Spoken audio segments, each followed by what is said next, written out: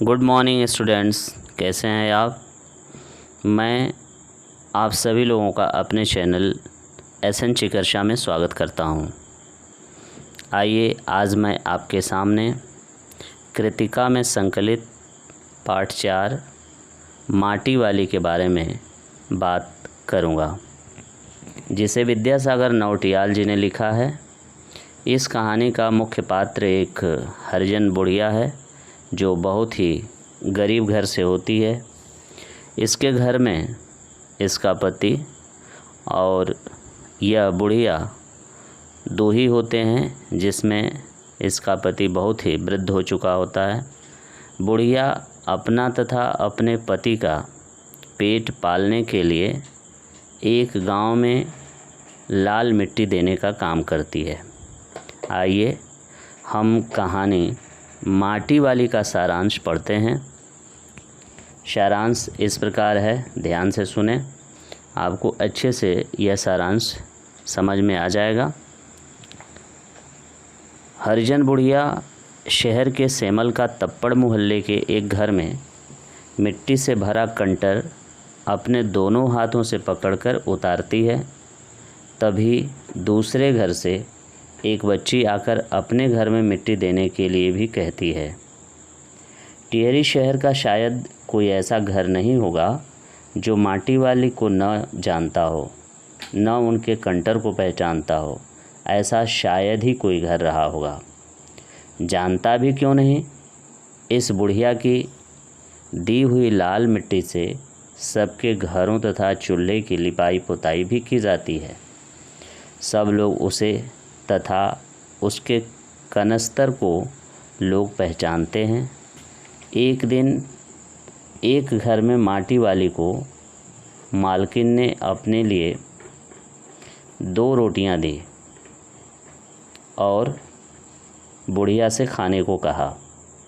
इतने समय में जैसे ही मालकिन अपने घर के अंदर जाती है, बुढ़िया झट से अपने ढिल्ले का एक कार्नर खोलती है और उसमें एक रोटी बांध लेती है तथा एक रोटी को खाने लगती है। कुछ समय के बाद दूसरे घर से भी उसे 2 रोटियां खाने को मिल जाती हैं।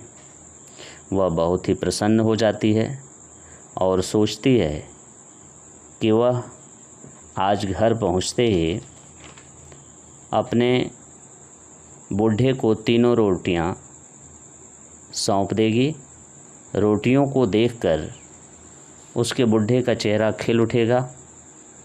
इसी प्रसन्नता के साथ वह रास्ते में प्याज ले लेगी तथा रोटी के साथ वह उसे मीन्स बूढ़े को दे देगी। यह सपना संजोए हुए, सपना देखती हुई बुढ़िया अपने घर पहुंचती है।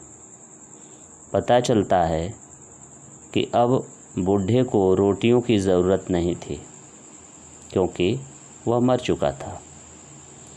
टिहरी बांध के अधिकारी ने बुढ़िया से घर का प्रमाण पत्र मांगा, लेकिन वह प्रमाण पत्र या किसी प्रकार का कागजात लाने में असमर्थ थी। वह बताती है कि मैं घरों में माटी देने वाली हूँ, पर उसकी किसी बात का असर किसी भी अधिकारी के ऊपर नहीं होता है। माटी वाली के नाम से माटा खान भी नहीं होती है। अब बुढ़िया के सामने खाने की समस्या उत्पन्न हो जाती है।